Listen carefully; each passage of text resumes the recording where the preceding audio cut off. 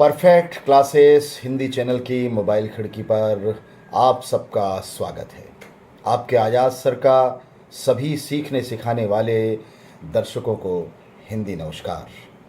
कहते हैं जीवन धनों से भरा है, जैसे जीवन धन, सुख धन, पराया धन, अपना धन, काला धन, काया धन, मूल धन, मिश्र धन, स्वास्थ्य धन और धन धनाधन धन।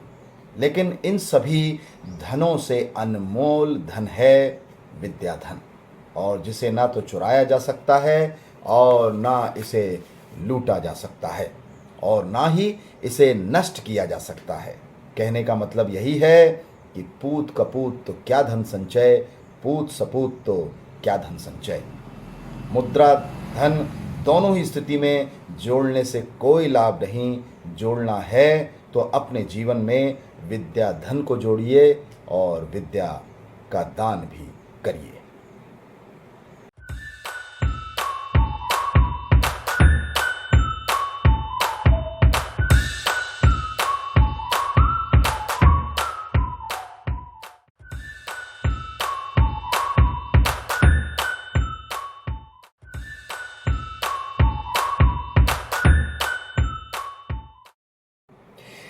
जैसा कि पिछले एपिसोड में हमने कहा था कि विराम चिन्हों की परिभाषा, उनके उपयोग का स्थान एवं उनकी आकृति और उदाहरण वाक्यों के माध्यम से उनको लगाने की स्थिति बताई जाएगी।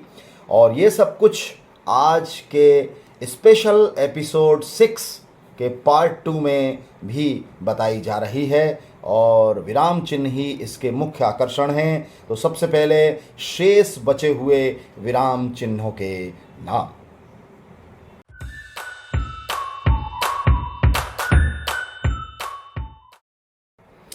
विराम चिन्हों के नाम इस प्रकार हैं: कोष्टक चिन्ह, अवतरण या उद्धरण चिन्ह, उपविराम या अपूर्ण विराम चिन्ह, विवरण चिन्ह, पुनरुक्ति सूचक चिन्ह, लाघव चिन्ह, लोप या रिक्त चिन्ह और अंत में दीर्घ उच्चारण चिन्ह।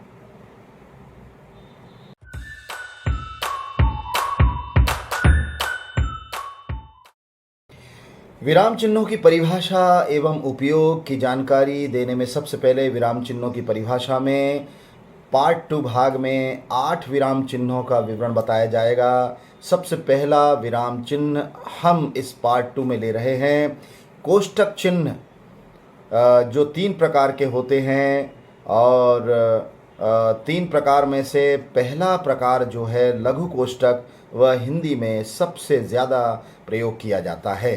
परिभाषा: इस चिन्ह का प्रयोग किसी शब्द को स्पष्ट करने के लिए या उसके अर्थ को समझाने के लिए किया जाता है। इस कोष्टक चिन्ह का प्रयोग वाक्यों में शब्दों के बीच में किया जाता है। आइए उदाहरण के जरिए स्पष्ट समझते हैं।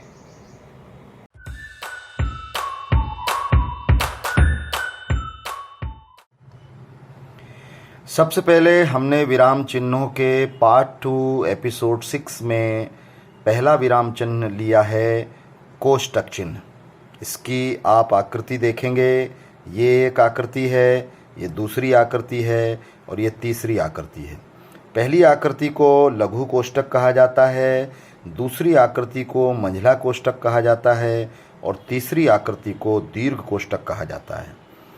दीर्घ कोष्टक को बड़ा कोष्टक कहा जाता है गणित में, और गणित में इसे सर्पाकार कोष्टक कहा जाता है, लेकिन हिंदी में ये नाम दिए गए हैं। लेकिन सबसे पहले हिंदी में छोटा कोष्टक मतलब लघु कोष्टक ही इस्तेमाल होता आया है और किया जाता है।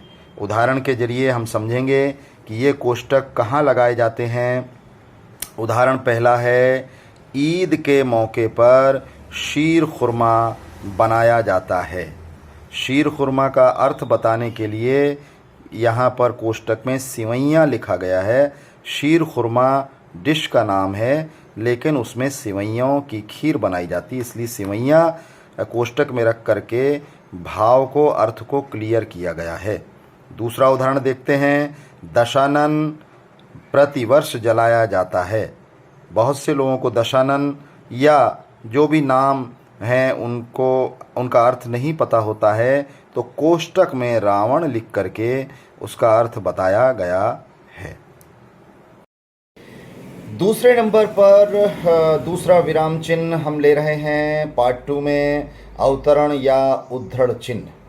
अवतरण और उद्धृढ़ चिन्ह का शाब्दिक अर्थ होता है किसी शब्द या किसी वाक्यांश को रेखांकित करना, उसे सामने लाना, ख़ास बात को सामने लाना, मुख्य बात को सामने लाना, वहाँ ये इस्तेमाल किया जाता है। परिभाषा: किसी वाक्य में किसी खास शब्द पर जोर देने के लिए अवतरण या उद्धृढ़ चिन्ह प्रयोग में लाए जाते हैं। इसके उदाहरण इस प्रकार हैं।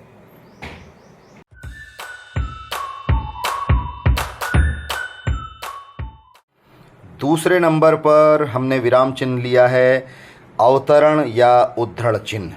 इसका शाब्दिक अर्थ होता है प्रकट करना या किसी को दिखाना या दर्शाना। आकृति इसकी आप देख रहे हैं, एकल आकृति और द्वितीयक आकृति। एकल उद्धृढ़ या अवतरण चिन्ह जहाँ लगाया जाता है उसमें एक एक कामा लगाया जाता है, और जहाँ द्वितीयक उद्धृढ़ चिन्ह लगाया जाता है वहाँ डबल डबल कामा लगाया जाता है। ये आकृति एक शब्द को आगे लाने में की जाती है, और ये आकृति किसी पूरे एक वाक्य के आधे हिस्से को आगे लाने में की जाती है। उदाहरण के जरिए और स्पष्ट समझेंगे। पहला उदाहरण, गोदान, ये उद्धृढ़ चिन्ह अवतरण चिन्ह लगा हुआ है। गोदान को मुंशी प्रेमचंद जी का अंतिम उपन्यास माना जाता है। दूसरे उदाहरण के जरिए समझेंगे कि द्वितीयक उद्धृढ़ चिन्ह कहाँ लगाया जाता है। हरिवंश राय बच्चन ने कहा है, मन का हो तो अच्छा, मन का ना हो तो और भी अच्छा। ये वाक्य को, पूरे वाक्य को, उसके भाव को आगे लाने के लिए ये उद्धृढ़ चिन्ह लगाया गया है।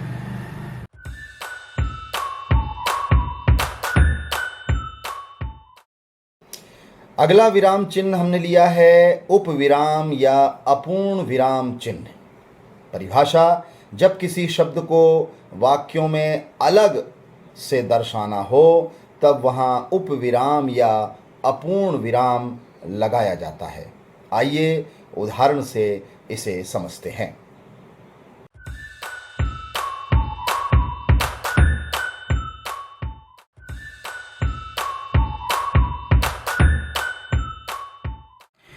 तीसरा विराम चिन्ह हमने लिया है उपविराम या अपूर्ण विराम चिन्ह। आकृति देखते हैं। ये आकृति है दो डॉट या दो बिंदु ऊपर नीचे, दो नुक्ते ऊपर नीचे, या इसे संस्कृत भाषा की स्थिति में स्पष्ट करें तो ये विसर्ग का निशान है, लेकिन हिंदी में इसे उपविराम या अपूर्ण विराम चिन्ह कहा जाता है। उदाहरण के जरिए इसे हम समझते हैं। पहला उदाहरण है, मानव गलतियों का एक पुतला। ये उपविराम चिन्ह यहाँ लगा दिया। दूसरा, विज्ञान वरदान या अभिशाप। ये उपविराम चिन्ह लगा दिया। तीसरा, विद्यालय ज्ञान का मंदिर। ये उपविराम चिन्ह लगा दिया। ये ख़ास तौर पर कोई ख़ास बात को इंगित करने के लिए या आपस में संबंध स्पष्ट करने के लिए बीच में लगाया जाता है।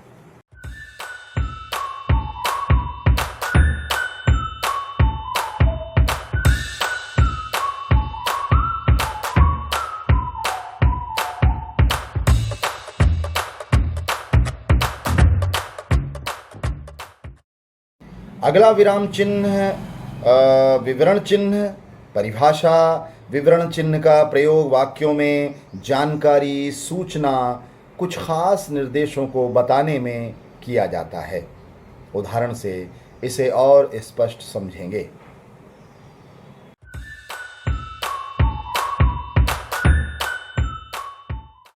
चौथा विराम चिन्ह हमने विवरण चिन्ह लिया है। इसकी आकृति आप देख सकते हैं।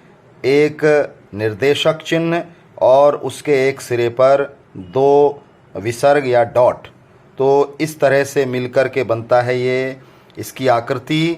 और ये विवरण चिन्ह कहलाता है। उदाहरण के जरिए हम समझेंगे। पहला उदाहरण, कृपया निम्नलिखित नियमों का पालन करें, और विवरण चिन्ह। दूसरा उदाहरण देख लीजिए, भारत में बहुत सी बोलियां बोली जाती हैं जिसमें से कुछ निम्न हैं, विवरण चिन्ह। इस तरह से हम बहुत सारी सूचियां या बहुत सारे नियम या निर्देश बता सकते हैं।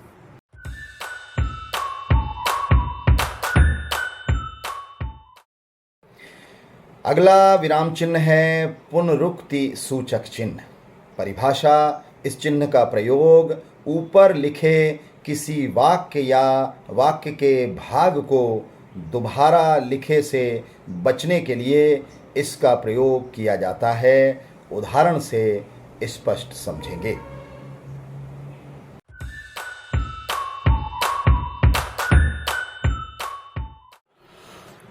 पार्ट 2 की इस श्रृंखला में, विराम चिन्हों की इस श्रृंखला में हमने 5वां विराम चिन्ह लिया है, पुनरुक्ति सूचक चिन्ह।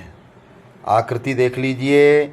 ये आकृति जो है ये सीधी सीधी है, ये उद्धरण अवतरण चिन्हों से मिलती जुलती है, लेकिन वो ऊपर नीचे की दिशा की ओर एक दूसरे का मुख होता है, लेकिन ये दोनों का मुख, दोनों की पूंछ एक ही दिशा में है। उदाहरण के रूप में हम समझेंगे, जब कभी हम कोई सूची तैयार करते हैं या कोई लिस्ट तैयार करते हैं तो हम क्रमांक तो लिखते चले जाते हैं, लेकिन जैसे छात्राओं के नाम कुमारी अंबर, अब हमको कुमारी लगाने की बार बार आवश्यकता नहीं है। पुनरुक्ति सूचक चिन्ह लगा देंगे तो इसका ये मतलब है कि यहाँ पर कुमारी लगा हुआ है। जैसे कुमारी अंबर, कुमारी सना, कुमारी रजनी, कुमारी रिंकी। और कक्षा में भी अब देख लीजिए, अगर एक ही कक्षा के विद्यार्थी हैं तो एक बार कक्षा लिखने पर बार बार कक्षा लिखने की आवश्यकता नहीं है। पुनरुक्ति सूचक चिन्ह लगाकर हम ये बता सकते हैं कि उसकी दोबारा पुनरावृत्ति हो रही है।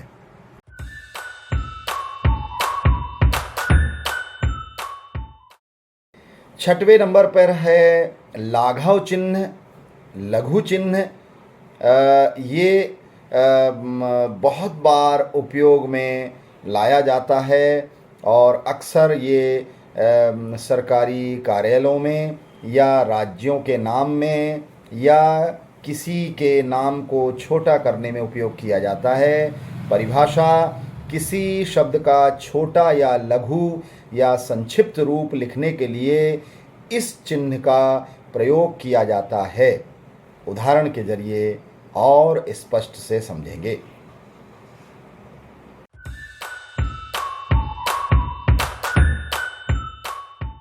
अगला विराम चिन्ह है लाघव चिन्ह, जिसे संक्षिप्त चिन्ह या लघु चिन्ह भी कहते हैं। इसकी आकृति एक बिंदु या डॉट के जैसी होती है और ये अक्सर हिंदी में इस्तेमाल हम दिन भर में करते ही हैं। उदाहरण के जरिए समझेंगे। मध्य प्रदेश को हम मध्य प्रदेश इस तरह से लिखेंगे, डॉक्टर को हम इस तरह से डॉक्टर लिखेंगे, प्रोफेसर को हम इस तरह से प्रोफेसर लिखेंगे। और चौथा उदाहरण है मनमोहन तिवारी या किसी का नाम हो तो उसे हम संक्षिप्त में इस तरह से लिखेंगे। यह चिन्ह अक्सर हमारे आम जीवन में उपयोग आता ही रहता है।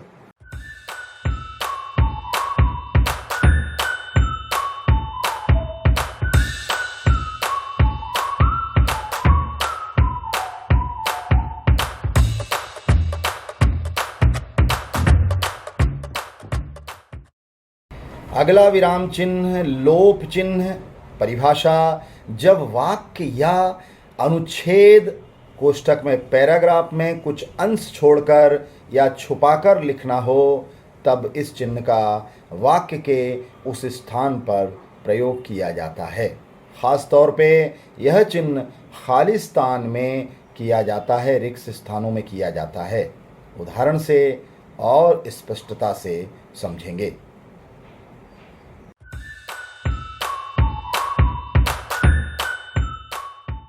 पार्ट 2 में 7वें नंबर पर है लोप या रिक्त चिन्ह। इसे खालिस्तान चिन्ह भी कहते हैं। इसकी आकृति आप देख सकते हैं, एक लाइन के जैसी डॉट डॉट होती हैं। उदाहरण के ज़रिए समझेंगे, मैं सारी व्यवस्था कर दूंगा पर मैं सिनेमा नहीं आऊँगा। ये कोई बात छुपाने के लिए या कोई बात का लोप करने के लिए या गायब करने के लिए यह चिन्ह वाक्यांश में, वाक्य में उपयोग किया जाता है। दूसरा उदाहरण से और स्पष्ट समझेंगे, पंजाब की राजधानी डॉट डॉट डॉट है। इस तरह से ये चिन्ह का उपयोग किया जाता है। अगला विराम चिन्ह है दीर्घ उच्चारण चिन्ह। परिभाषा, जब वाक्य में आए हुए विशेष शब्द के उच्चारण में अन्य शब्दों से ज़्यादा समय लगता है तब वहाँ उस स्थान पर दीर्घ उच्चारण चिन्ह लगाया जाता है। उदाहरण से इसे हम और अच्छे से समझेंगे।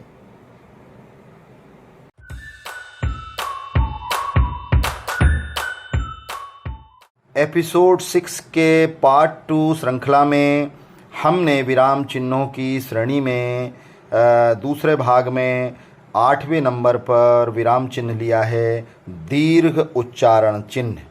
और दीर्घ उच्चारण चिन्ह की आकृति आप देख सकते हैं, एक थोड़ा सा एस आकार जैसा बना हुआ है। इसे मात्राओं में 2 गिना जाता है और अक्सर ये दीर्घ उच्चारण चिन्ह बोलने में उपयोग होता है। और जब हम इसे देखते हैं तो यह सोरठा, चौपाई, रोला और छंद जैसी व्याकरण से संबंधित बिंदुओं में अक्सर उपयोग में लाया जाता है। उदाहरण के जरिए हम समझेंगे, जमुना के तट पे राधा बैठी, ये 1 मात्रा है और ये 2 मात्रा है। तो इस तरह से इनका उपयोग करके हम सोरठा, चौपाई, दोहा की मात्राएं गिन सकते हैं। तो ये था एपिसोड 6। इसमें पार्ट 2 में हमने 8 विराम चिन्ह शामिल किए थे। अब अगले एपिसोड में 7 विराम चिन्ह शामिल करेंगे। दोस्तों, चैनल को लाइक करें, कमेंट्स करें, शेयर करें, अनुदान करते रहें। सबसे ज़रूरी है सब्सक्राइब कर लें। अब बस इतना ही, और इसके बाद मैं हमेशा की तरह आप सबको करूँगा हिंदी नमस्कार।